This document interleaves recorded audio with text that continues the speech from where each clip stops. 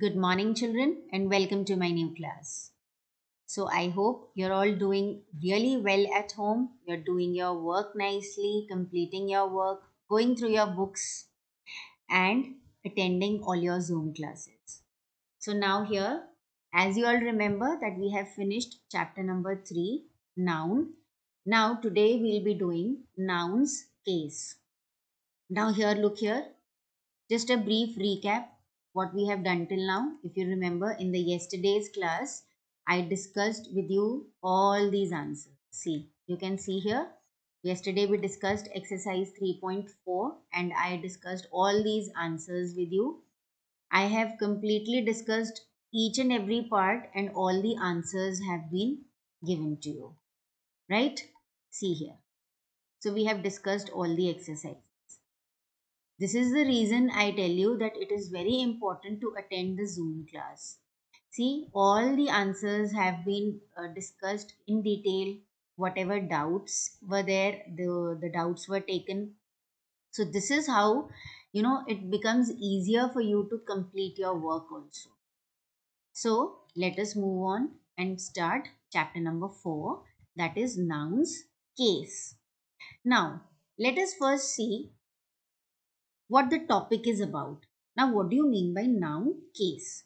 See here, a noun may be used as a subject or object of verb or to express a possession.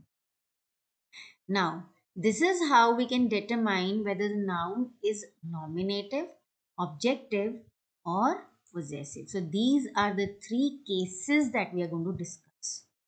Now, look at the first one. A nominative case. A noun is said to be in nominative case when it is used as the subject of a verb. Look at the example. Anjali makes delicious food. Now here Anjali makes delicious food. What is my verb? Makes. So what is the subject of the verb? Anjali. Right? Look at the second example. Aditya brought a cute puppy. Now, what is the verb? Brought. And what is the subject of the verb? Aditya. So, in both these cases, Anjali and Aditya are subjects of the verb. Right? Now, they are said to be in the nominative case. Right? Now, let us talk about objective case. Now, what is an objective case? When a noun is used as an object of a verb, then it will be an objective case. Look at this. Everyone loves movies. Now, what is my verb? Loves. Right? Children are playing football. Playing. Now, the nouns, what are the nouns? Movies and football. These are the objects of these verbs, right? So, these are called the nouns in the objective case, right? Now, if you want to find out whether, if it is the object of a verb or not, this is a very good trick. You can put what or whom after it. So, whatever is the answer will tell what the object is. Right? Like everyone loves what? Movies. Children are playing what? Football. This is how you find it out. Next, let us talk about the third case, that is the possessive case. When a noun shows possession or ownership, like to whom it belongs to, it is said to be in the possessive case. Now, look at the example. Someone stole my mama's mobile phone. So, mama's. Rohan's watch always shows correct time.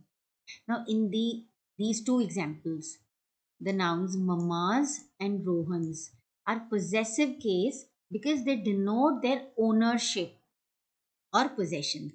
So, very simple rule to identify them is the apostrophe sign here. Right? This is called an apostrophe.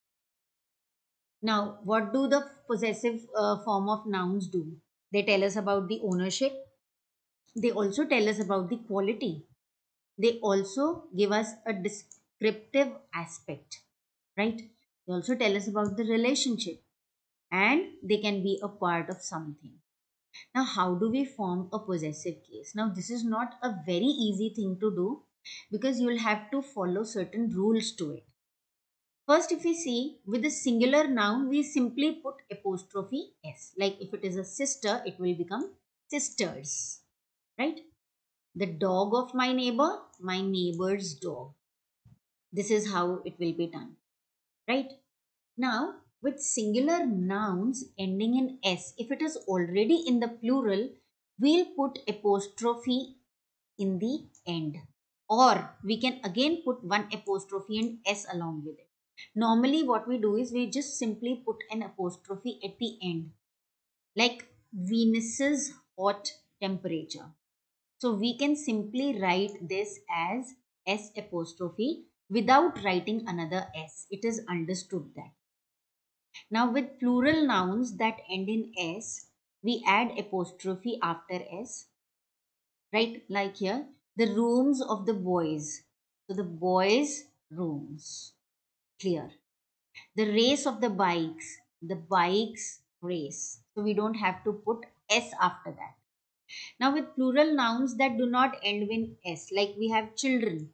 Here we'll have to follow the same rule, apostrophe and then S. If it is not ending in S, right? The meeting of the women. So the women's meeting. Now, with personified objects to treat them as living things, we use apostrophe. Like the country's annual growth. Here, futures demand.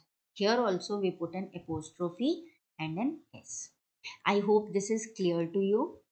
Go through it again and again so that you can understand it, because nominative and objective case is something which we normally do it and we do it all the time. But possessive case is something where you just have to keep in mind two or three simple things, how to convert them to possessive. That's it. Now, based on this, exercise 4.1 will be done by you. Very easy. You have to pick out the nouns and write the case of each in the following. Right?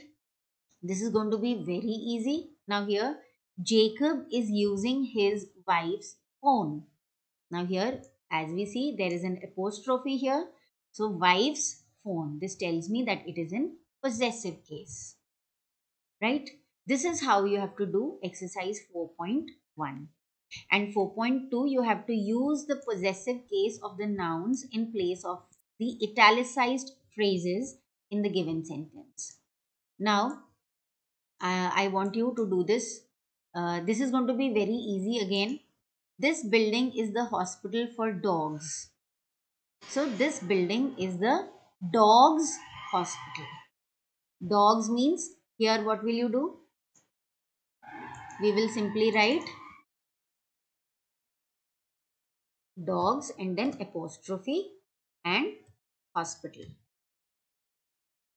I hope, but you'll have to write the complete sentence. I have not written the complete sentence. You'll write the complete sentence. This is how you will be doing exercise 4.2. So you'll do only two exercises. Go through the content nicely. Do these two exercises so that we can discuss these exercises in my Zoom class. So have a nice day and keep learning.